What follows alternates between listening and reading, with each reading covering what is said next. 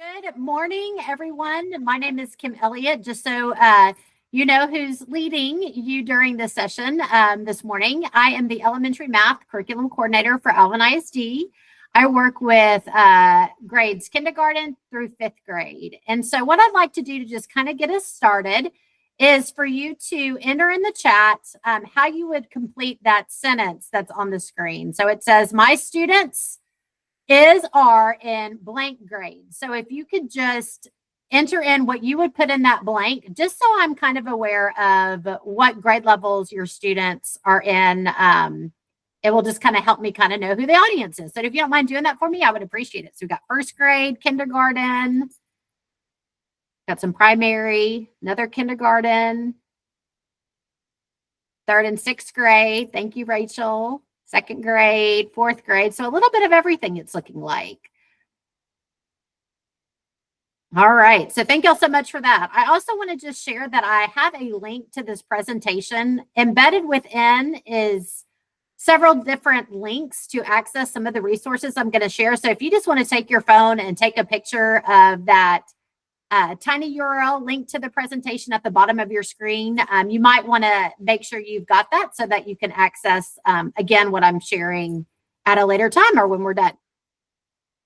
All right, I'm going to go ahead and get started. So the first thing I want to do is just give you all a chance to do some math. And so if you could just grab a sheet of paper, any scratch paper will do, something to write with. I want to give you a minute to read the problem on the screen and just, how would you solve it? How would you approach solving this problem about Farmer Bob? So I'm going to give you about a minute starting now.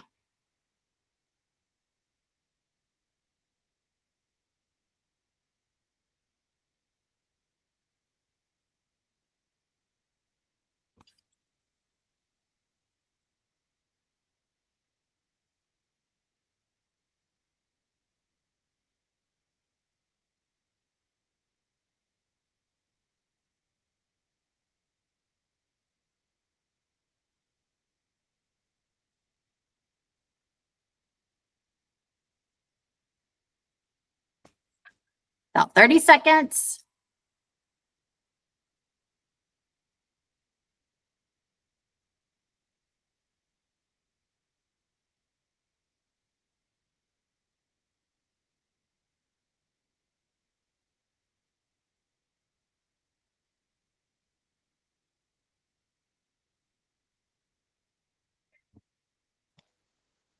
All right, timer's up.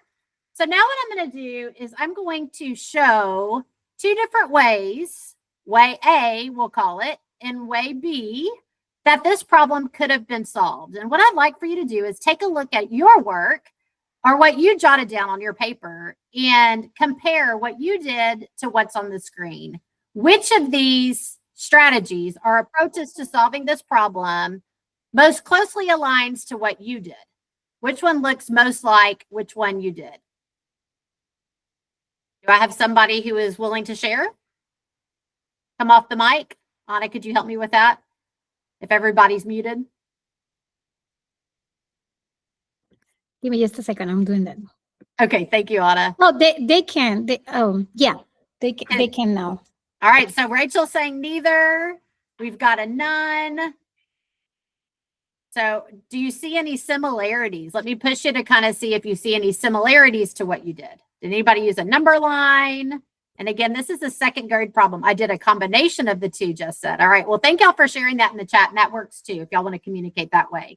The column method, I do see that. So these are strategies that we teach to second grade students for adding and subtracting. We use number lines, we use place value, but what it sounds like some of you did is what you're going to see on this next screen. So the standard algorithm and the column method, stacking is what some people like to call it. And this is the way I was taught to add and subtract. And I know many of you were taught the same way, but one of the things that I want everybody to know is math is taught different. And it's not just because we're trying to do new math. I know one of the parents said that they heard there was something called new math, and we hear that a lot. But the reason why we teach math differently is because there is research on how the brain best learns mathematics.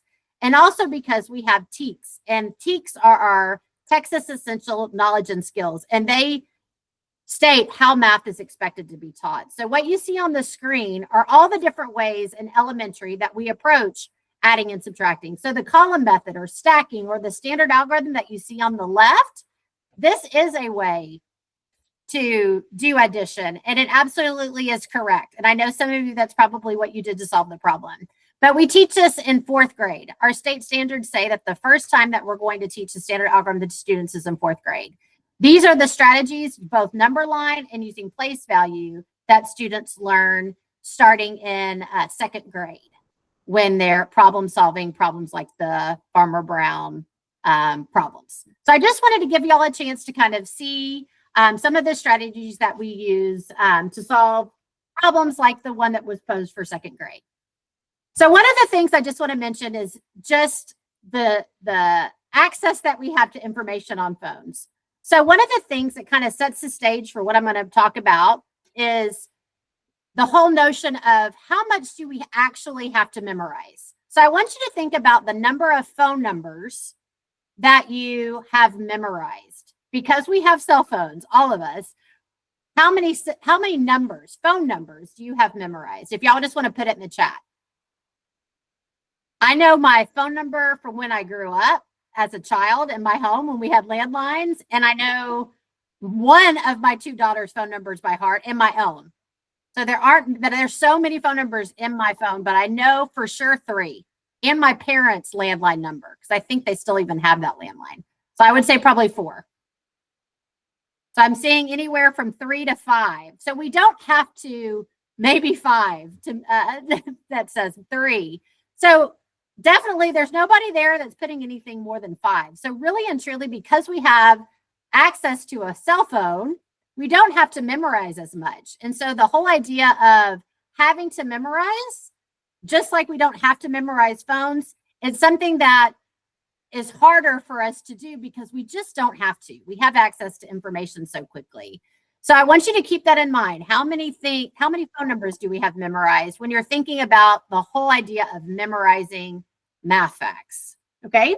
And that's what we're going to talk about a little bit more today, and how you can support math fact practice at home. So here's 2 things I want to make sure that all of you gain from our time together during this parent university.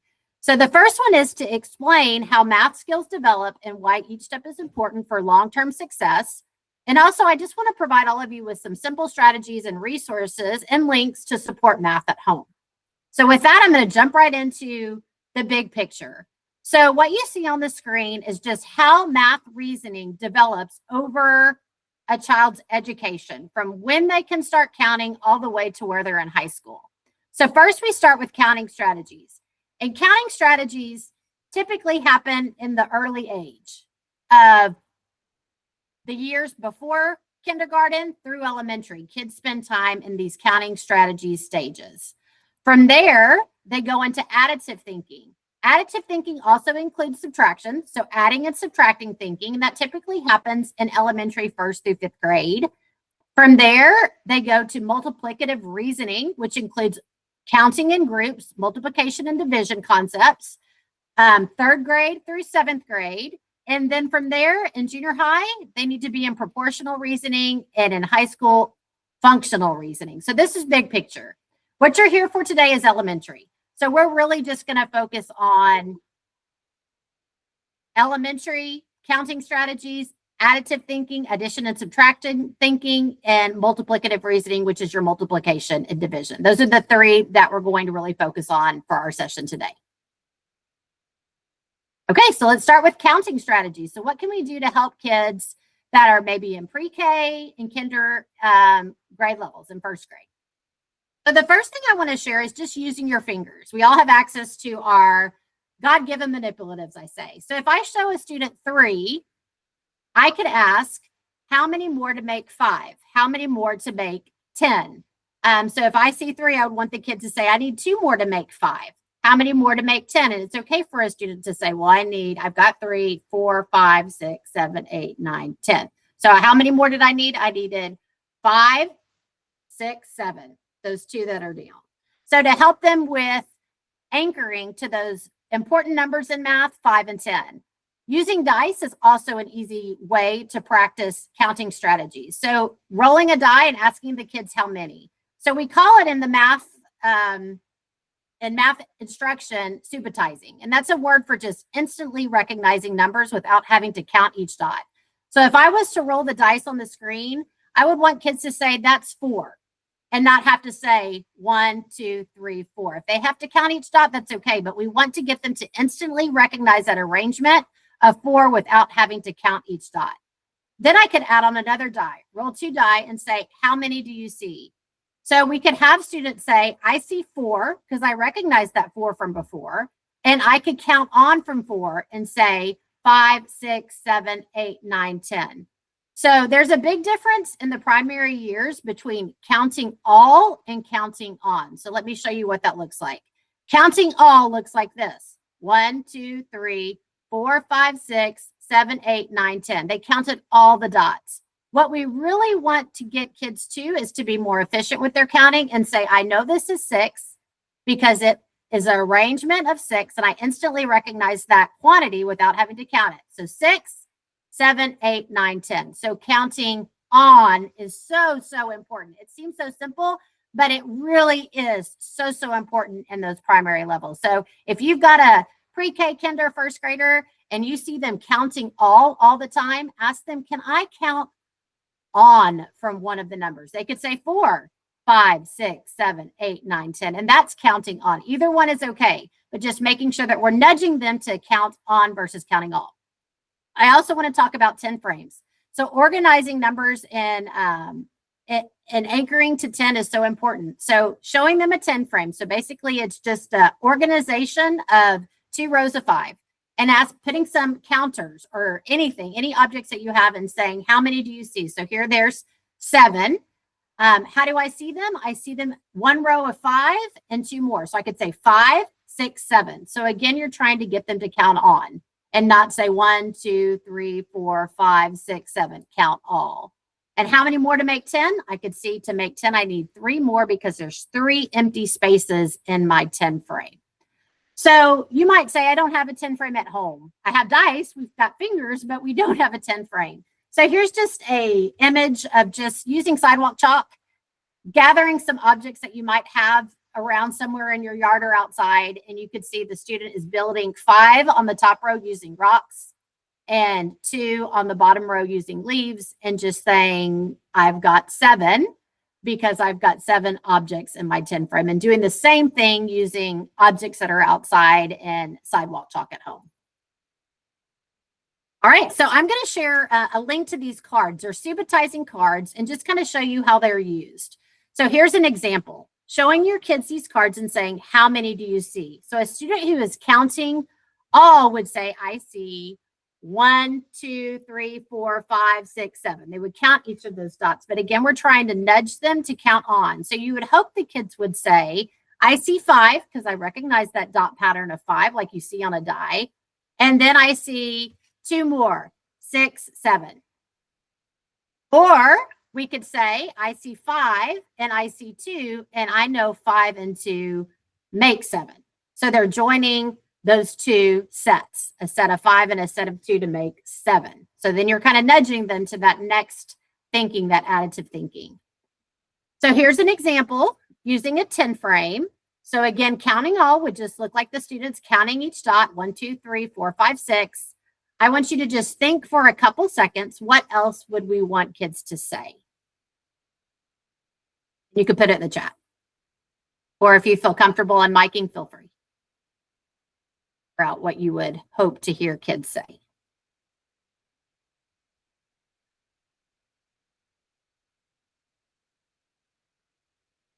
Perfect. 2 sets of 3. So I know 3 and 3 is 6. That's that additive thinking we're wanting them to get to. Anybody else? Thank you for sharing. All right, so here's a couple ones. So seeing 3 on the top row. I see 3 on the top row, 4, 5, 6. And Jess added the counting on. I see 6, 7, 8, 9, 10. So kind of knowing how many more would be needed to make 10. I see 6 and 4 more would be needed to make 10. Or I see those two sets, 3 and 3, just like somebody put in the chat. So thank y'all for sharing that. So here's an example using a 10 frame and some more. So some extras. So again, counting all just looks like the students counting each dot all the way to 16. What's another way that these could be counted?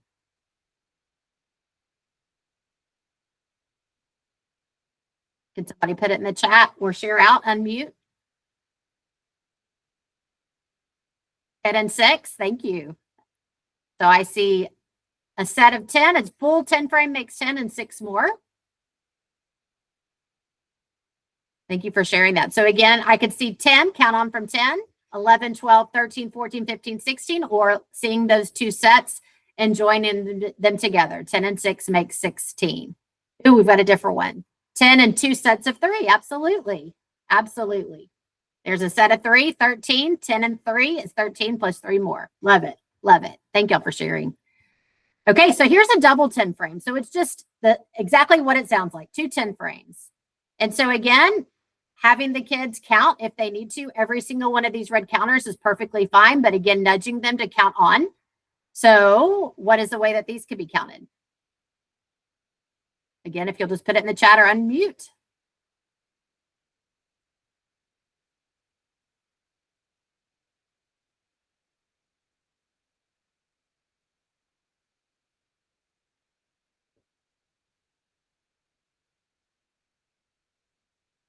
Ten and 2. Perfect. 1 10 and 2 1s. I love it. All right, so here is I see 10 and then counting on 11, 12, or I see a group of 10 and 2 1s, and that makes a total of 12. 10 and 2 makes 12. Love it, love it. So all of these are cards that after this presentation, you're going to have a link to access that you could use with your students. Another resource that was shared at a session that I went to out of the University of Florida, these are family math cards.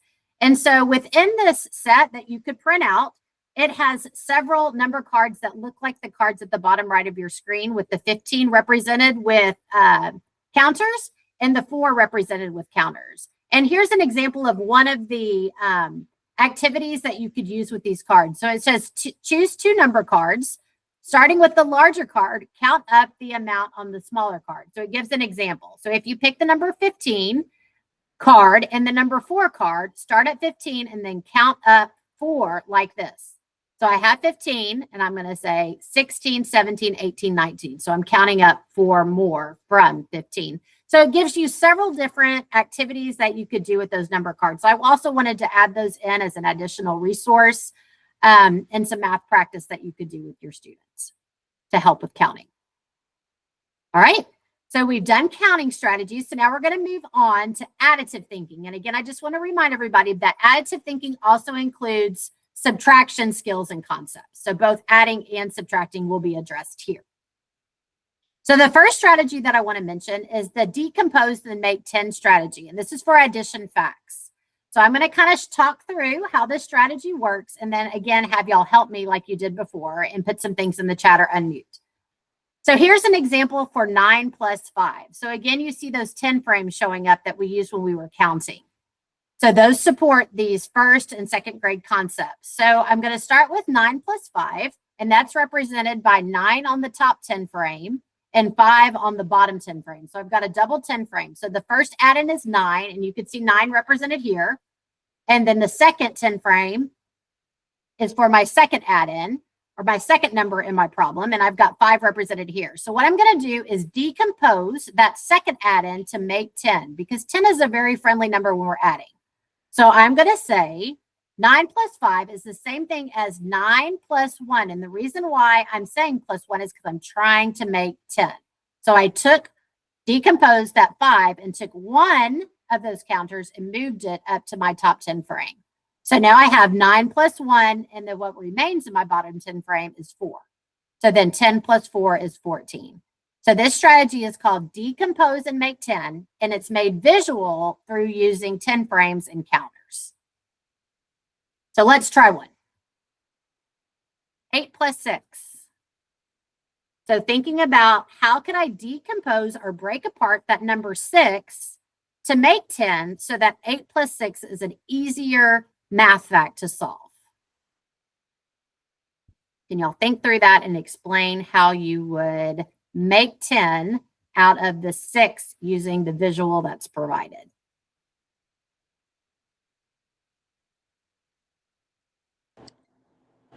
You would just move the 2 dots to the front, to the first row, and Yep. then that will leave 4 in the second.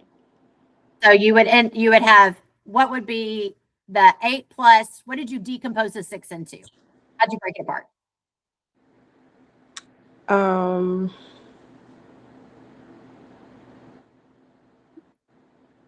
Your thinking is perfection, Ms. Costello. I appreciate you unmuting. So what you're saying is you would move those 2 counters up and you would make 10, right? Yes. So you would say 8 plus 2 is 10, and then you would have 10 at the top, and how many would still be in that bottom 10 frame? 4. 4. So then you'd have 10 plus 4. So that is perfection. Look at you. It's amazing. We're doing math the new way, which is actually just helping math make more sense to kids and using those friendly numbers 5 and 10 to support us and make math easier. So you did beautiful. So thank you so much for just taking a risk and unmuting to do this with us. I appreciate you so much. Okay, so that's exactly right. So let's try one more. So 8 plus 4. Again, looking at this visual, how do I decompose that 4 to make 10 so that 8 plus 4 is an easier fact to solve? Can I have somebody else be brave, take a risk, and explain how you would decompose and make 10?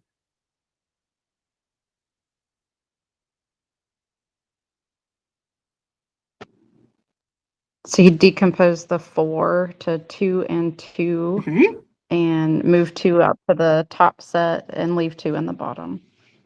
That's right. So what I hear you saying is you said 8 plus 2 is 10 because you moved those 2 counters. And then you had 10 at the top, 10 frame, and then you had 2 remaining. So 10 plus 2 made 12. Thank you, Jess. Perfect. Again, your thinking is perfection. I love it. I love it. Love it.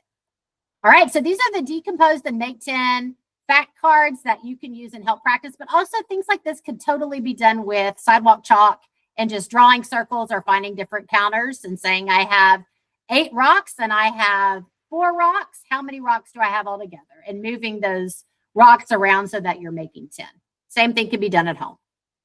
So what I've done is I just added some links within this presentation for you to click on so you have access to the cards and the different resources later to use with your students, your kiddos. All right, so now let's switch over to subtraction. So again, we're going to continue to use the 10 frames as a visual to help us understand the strategy.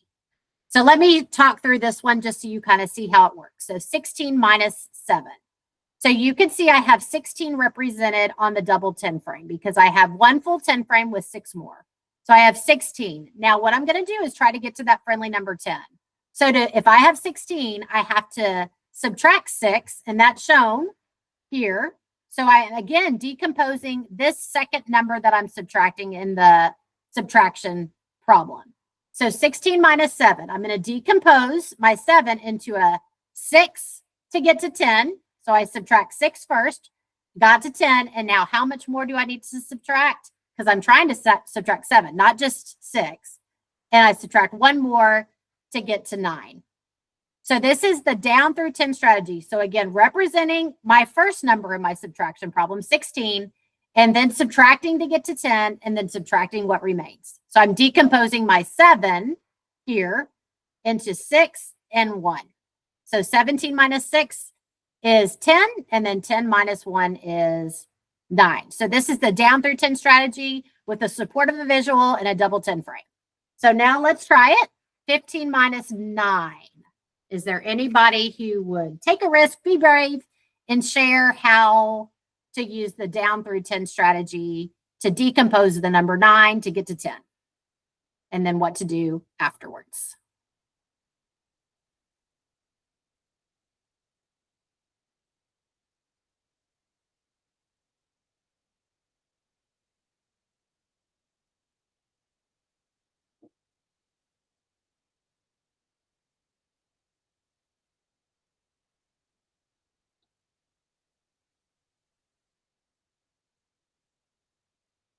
You can put it in the chat too. All right, we've got 15 minus 5 equals 10, then 10 minus 4 equals 6. Thank you so much for sharing. I agree perfectly. So again, decomposing that 9 into a 5 and a 4 so that we can get to 10. So 15 minus 9 is the same thing as 15 minus 5, which is 10, and then 10 minus 4, which is 6. Awesome. Thank you. Thank you. Beautiful thinking. All right, one more to try. 14 minus 6. So again, if you want to put it in the chat or if somebody wants to unmute and share how the down through 10 strategy would be used for this subtraction problem with double 10 frames.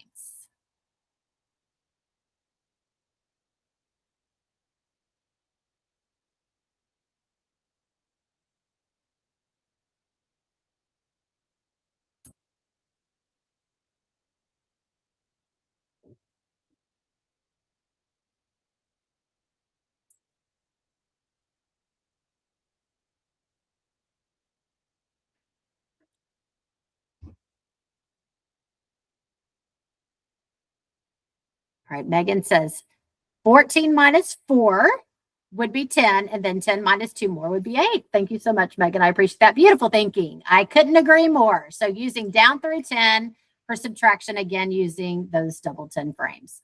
So I, again, put a link so that y'all can access these cards and use these with your kids. But again, Sidewalk Chalk works perfectly too, or just drawing it on a sheet of paper and helping kids see how you could use these 10 frames to help them with their addition and subtraction facts. So now we're going to switch gears and increase the number size a little bit and build some automaticity with base 10 cards. So what you see on the screen are Unifix cubes, we call them, but just connecting cubes that are showing groups of 10. So this green stick is showing 10 Unifix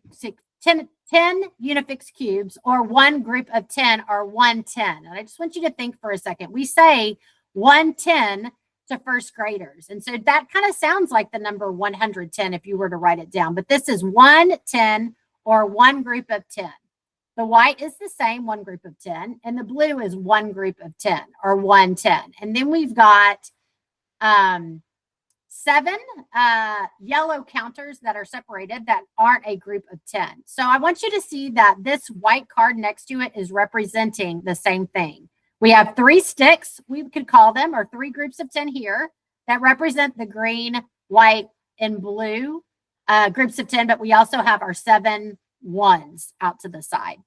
So we have 3 10s and 7 ones. So these are what we use concretely to help kids understand place value and how it all works. And then this would be the representation of a drawing we would use. So I'm going to show you how these cards kind of work to continue talking about additive thinking. So here we've got a group of 10 and 4 ones, which would be 14. So 10 and 4 more is 14. Here we have 3 groups of 10 and 7 more, which together is 3 10s and 7 ones is 37. So just showing kids cards like this and asking how many. So here I've got 7 groups of 10 and 8 ones. So I have a total of 78. So just asking the kids, showing them these cards and saying, what's the value? This helps with counting. Putting 2 cards together and saying, what's the value? So here I've got 1 10 and 4 ones plus 2 10s. So basically I'm adding 20, but I'm doing visually. So if I have 14 and 2 more 10s, I have a total of 34. So putting those together. So can somebody help me with this one? What number do I have and what am I adding and how many do I have all together? Put it in the chat if you want to, or unmute.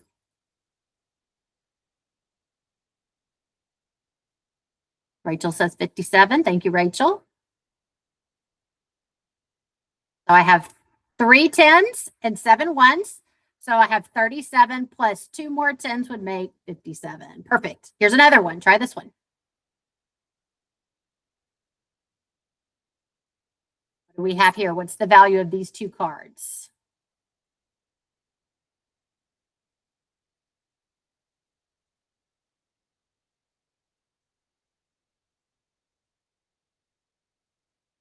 See a lot of 98s. So I have 78 plus 2 10s would be 98. Awesome. Thank you. All right. So now you can see I've dropped that second card that had 2 10s has 20 represented visually, and I've got the number just written. So now I'm going to go with just one card, add 20. So now what do I have? 48. I've got 2 10s and 8 1s, and I'm going to add 2 more 10s. So I've got 48. Perfect. Thank y'all for responding in the chat. Awesome. Here's another example. What do I have now? What's the value? Drop that second card and said 20.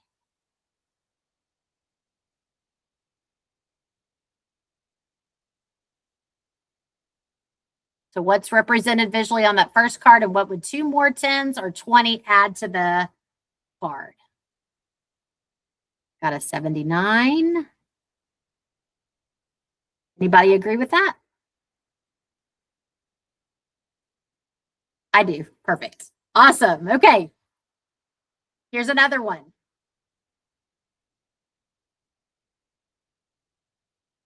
What is shown on the card, and what would 20 more be? What would be the value?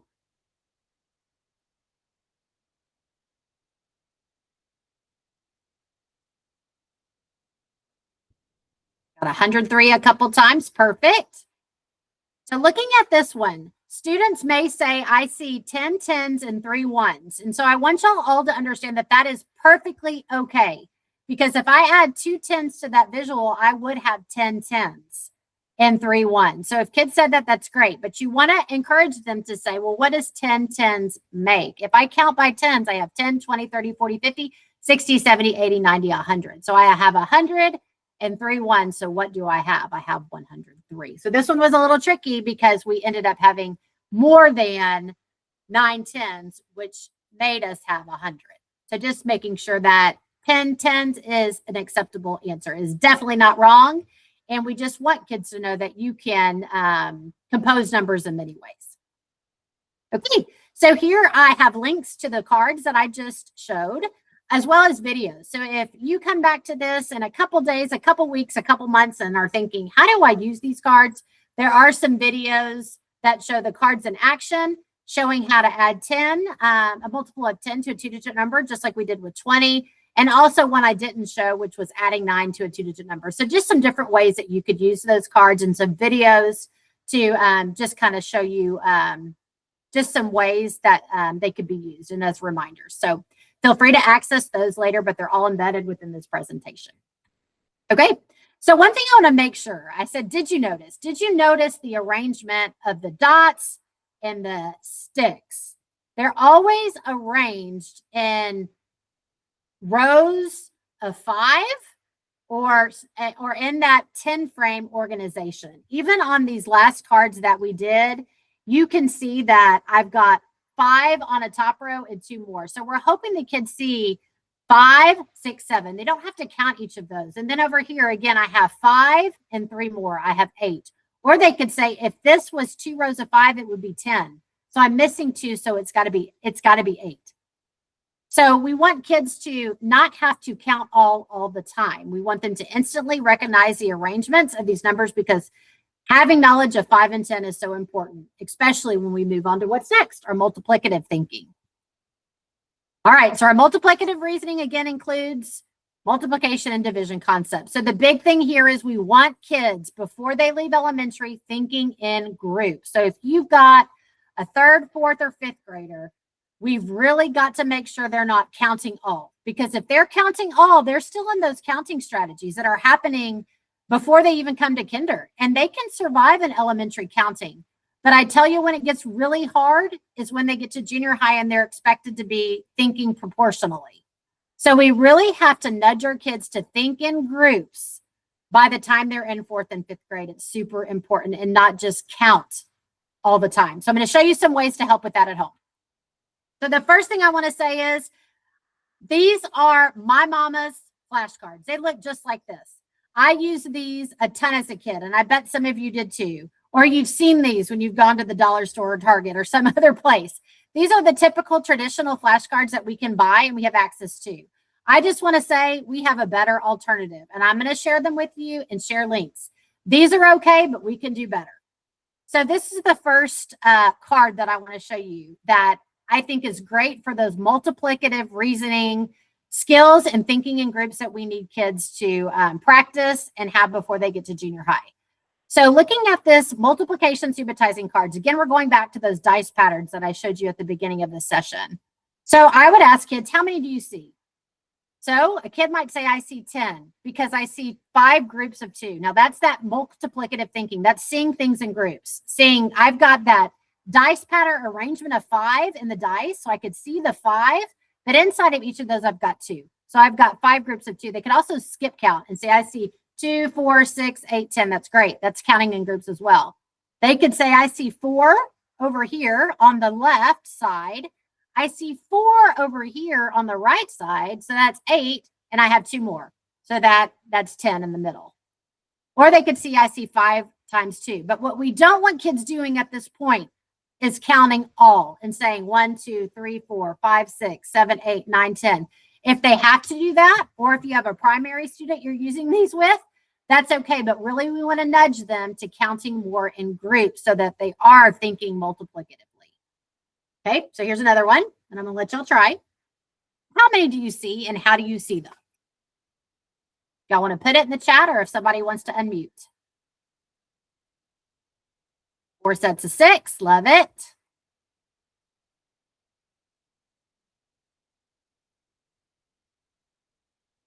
Anybody see them another way? 4 groups of 6. Good. I agree. 4 sets or 4 groups of 6. Definitely thinking multiplicity. Oh, I love it. Rachel says 12 and 12.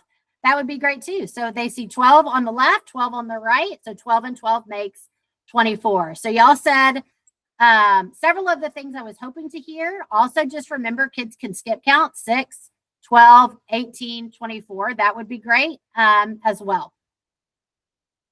12 times 2. Love it. That was one I didn't even say. That would definitely work. Thank you. Thank you. Thank you for sharing. Okay. So once kids are doing well with the cards that look like this, where you could see all the dice patterns, what these cards do is they force kids to not be able to count. So on this next set of cards, 2 of the die are covered up. So the kids need to assume, and you might have to tell them, that all the dice are the same on these cards. I just can't see what's underneath, but I know they're 5. So here I know that all of these die are showing a 5. I just can't count all the dots. So how many are there?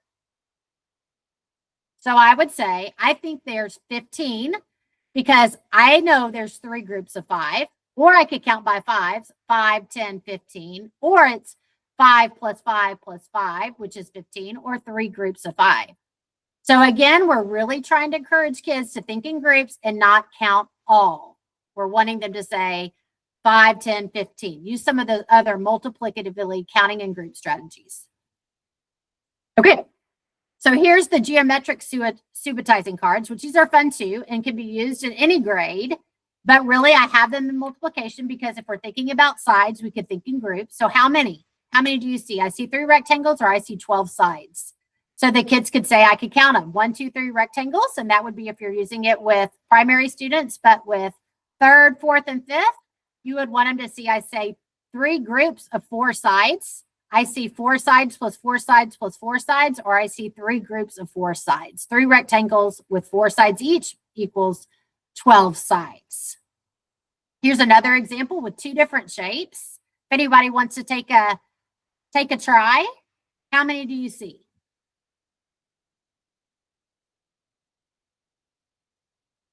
Go put it in the chat, unmute, share out.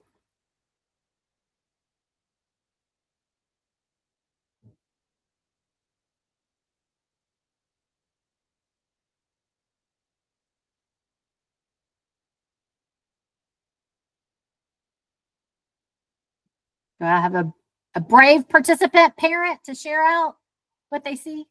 Oh, thank you. 3 images with 3 sides, 2 images with 4 sides. Perfect. I see 17, 4 times 2 and 3 times 3. I love it. I love it. I love it. Those are all things we would hope kids would say. So I see 5 shapes, 2 squares and 3 triangles. I see 25 sides. I see 1, 2, 3, 4, 5 shapes. I see 2 groups of 4 and 3 groups of 3. So just thinking multiplicatively about those sides or just counting the shapes. All right, so again, I've linked the subitizing cards for multiplication as well as the geometric subitizing cards. Some ideas to use with the geometric subitizing cards above and beyond what I shared, and also some videos of them being used in action with kids to just kind of give you a visual of what it might look like if you were to refer back to this later. Okay, so the last one I want to show y'all are these area model cards. And so these are one of my favorite, but might be a little trickier to understand. So here we've got a model to support a really difficult multiplication fact. This might have been one of the harder ones that you might remember as a child having to memorize. So 7 times 7. So the whole idea behind this is we're going to decompose or break apart these factors, these numbers in the multiplication problem, into facts that I know. Because I know my 5s and I know my 2s. I know my 10s, I know my 1s, I know my times zeros. I know all those facts. So I'm going to use what I know to figure out the answers to facts I don't know. So I've got 7 times 7. This is what I'm going to do. I'm going to break apart that 7 into a 5 and a 2. And you can see that's represented on the left side. I'm going to break apart that other 7 or decompose it into a 5 and a 2. And then I'm going to work smaller multiplication problems because I know my 5s and my 2s to figure out what 7 times 7 is. So I'm going to do 5. 5 times 5 is 25. That's that white section. So I'm multiplying that 5 times that 5 to get 25. That's what we call a partial product. And kids learn this in 3rd grade. Now I'm going to multiply my 2 times 5, that gray section at the bottom where I have 2 rows of 5, and that's 10. Okay, so now I've multiplied the 5 and the 2 on the side times the 5 and the 2 on the bottom. So now I'm going to multiply 5 times 2, which is that gray section where I've got 5 rows of 2. That's 10. And that last little section on the bottom far right is showing 2 times 2, which is 4. These are my partial products. And I know my 2s and I know my 5s. So I can add up those partial products, 25 plus 10 plus 10 plus 4, which is 49, my actual product to the problem 7 times 7. So let me show you how this looks another way. So I'm going to do the same problem, but just decompose one of the 7s, one of the factors, not both of them. So I'm going to take 7 and keep that first 7 whole. So you can see that side length is 7. I'm going to decompose the second factor, the second number in my fact, to 5 and 2. So I know that since I know my 5, 7 times 5, I could just count 5 7 times. 5, 10, 15, 20, 25, 30, 35. 7 times 5 is 35. And then 2 times 7, I know because 2 times 7 is 7 and 7, 14. So now I'm going to combine those two partial products, 35 and 14, to get to 49, which is my actual product. So these area model cards just really help kids with taking a fact that is challenging and decomposing the factors, just like we decomposed when we were doing addition subtraction on the 10 frame with that make a 10 and decompose down through 10, those different strategies we used. It's the same idea. We're just decomposing numbers to help us with multiplication facts. All right, so now y'all try it. I think you're ready. How can I decompose the factors, 6 and 8, the numbers in the multiplication problem, to make this an easier fact to answer, to find the product for? This one might be easier if somebody unmuted too. But feel free to type in the chat if you want to.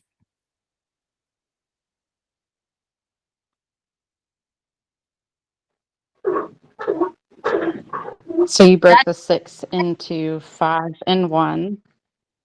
Yes, ma'am. And the 8 into 5 and 3. Mm-hmm. And the top left white, you did 5 times 5 is 25. And the bottom left, you did 5 times 1 is 5. And the top right, you did 5 times 3 is 15. And the bottom right, you did 3 times 1 is 3. And then added them. Now what?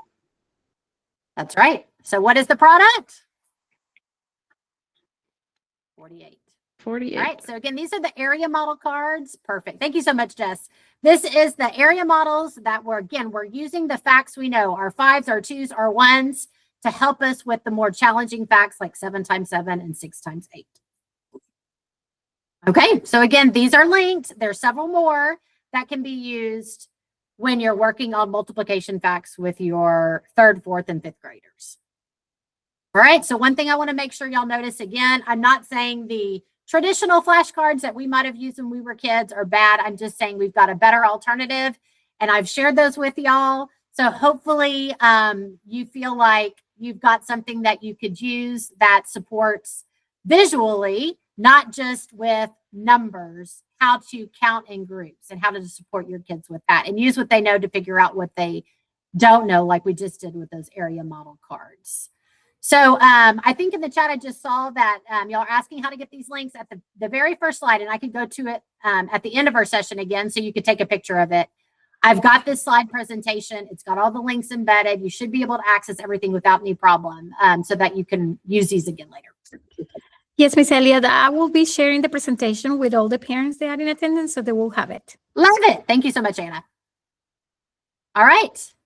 So again, just to recap, so all we covered today were those initial stages of mathematical reasoning that happen in elementary. So we talked through counting strategies, additive thinking, which again includes subtraction, which happened through 5th grade, and multiplicative reasoning, which starts happening in 3rd but goes into 7th.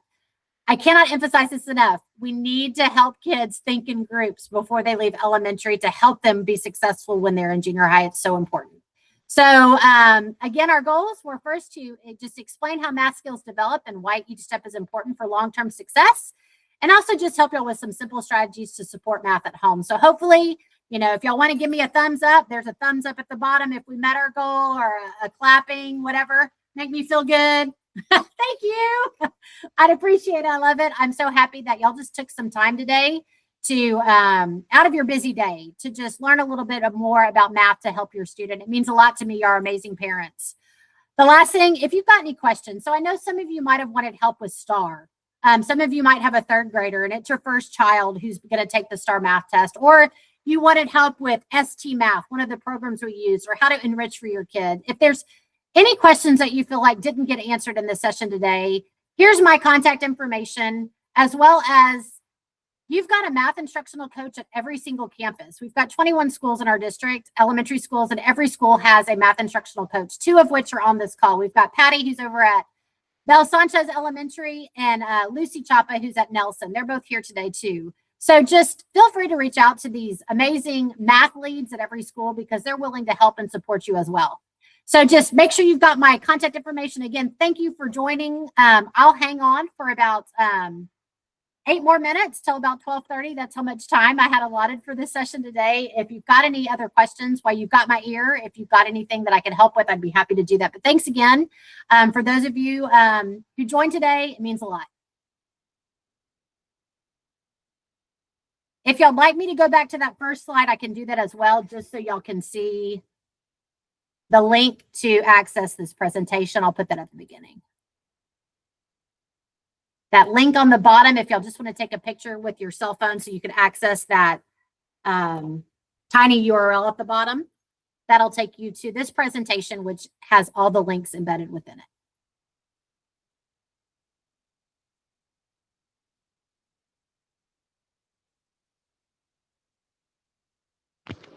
Would you be able to share the list of math coaches at all the schools? I don't know who it is at the school my daughter goes to, at EC Mason. EC Mason is Jose Sanchez, if you want to write Okay. that down. Thank you. Yeah, I will. You're welcome. Thanks. You're welcome. Okay. You're welcome. Thank you for participating so much today. And I just typed the link on the chat. If anybody Oh, wants thank to you. copy and paste that, that will be easier maybe, and they can click in there. Thank you, Anna. Hi, Kim. Thank Are you, you able to Thank hear you, me? Miss I had a Elliott. question. Go ahead. I had a question for you, Kim. I have a 1st grader, Mhm. and I'm seeing all your beautiful 10 frames and all that. And the first thing comes to my mind is, man, that will take a lot of time for her to do for every single problem.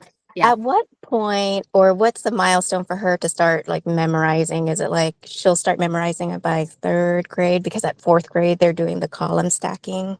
So our standards say by the end of 2nd grade, they should be automatic with their facts, which is that we hope that they're memorized and they're able to recall those facts quickly within 6 seconds by the end of second grade. So if your student doesn't need to use the double 10 frame or those strategies, the expectation isn't that they have to.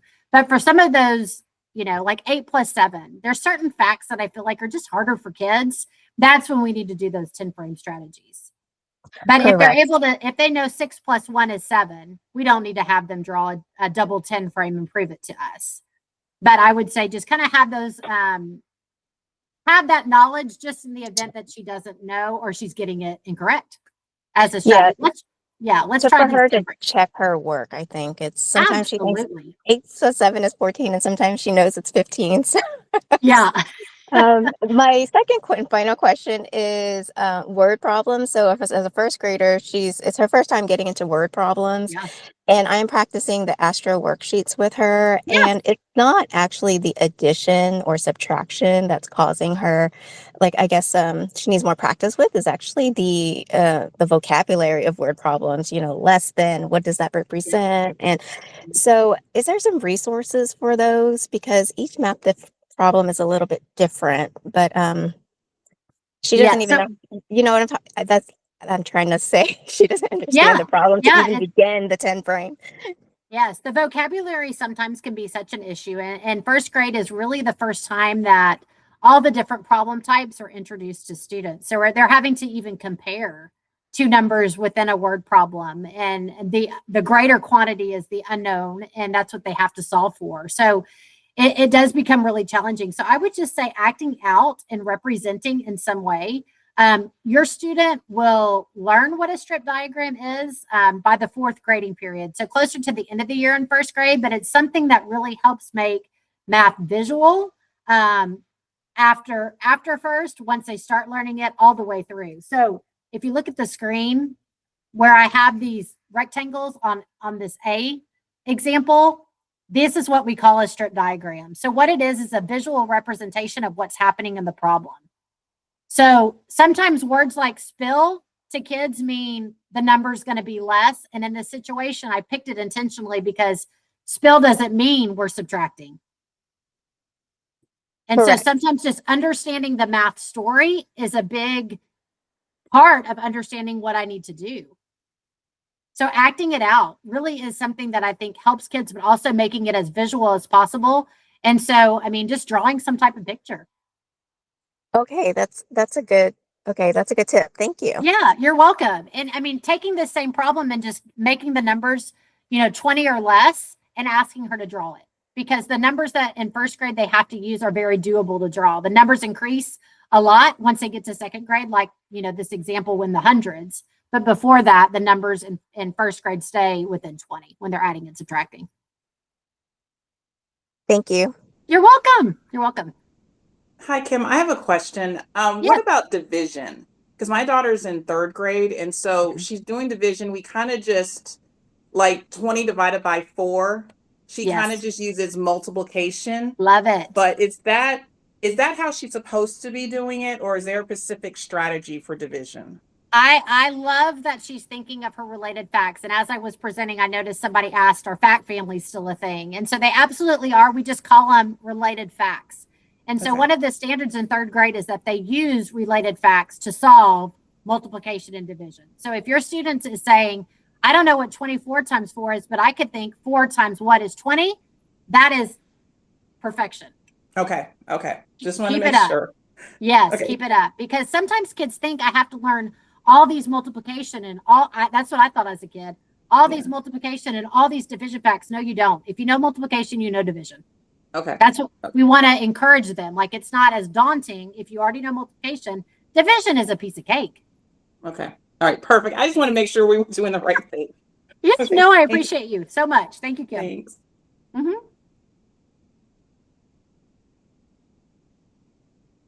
Hi, Kim. Can you hear me? Yeah, I can. Thank you so much for this. I'd never imagined it would have been this helpful. So thank you so much. Oh, that means the world to me. Thank you. I'm going to have to go home and apologize to my 5th grader. Her brother's going to gain all the benefits from this, but yeah, she caught a very hard time from Mom, who was very resistant to new math. Forgive my ignorance if there is something in place, but I'm curious to know, is there something like this available to parents that can be introduced like at the beginning of the school year so we know what the kids are going to be expected to do in the classroom so we can be better prepared at home to support them? Absolutely. Like I said, we've got math instructional coaches at all campuses, and they're very well versed in everything that I shared today. And so, you know, I do know that it just depends on the campus, what's offered, but that is something that we can definitely just present as something that would be an additional layer of support for parents, is just kind of an overview. I mean, several of you put, I hear there's new math. What is this new math that my kids are learning? And really and truly, it's math. It's not, there's nothing new about it. It's just a new approach to teaching it. And like I said, our standards expect it, but I also believe it. Our brain, this is how our brain actually thinks. I always say some people just have that number sense and are able to think about numbers and break them apart and put them back together. And it comes very naturally to them. But for some kids, it just doesn't. So unless we teach kids these ways of thinking, that they'll just do it the way we've always done. And ultimately, we find that a lot of people hate our subject. A lot of people do not like math. They say they're not a math person. Like, it's not, my kid's not good at math because I'm not good. And we're trying to break that. We're trying to just help kids all to be successful so they all can think and have number sense these ways. Some people just naturally tend to do it. Mm-hmm. Indeed. Yeah. Thank you so much. I'll put the idea out there for sure. And I think that, you know, if y'all think this is helpful, it's definitely something we could consider doing. Yes, I'll follow up with an email. I think this would be super helpful. Thank you so much for your time. You're welcome. You're welcome. You're so very welcome.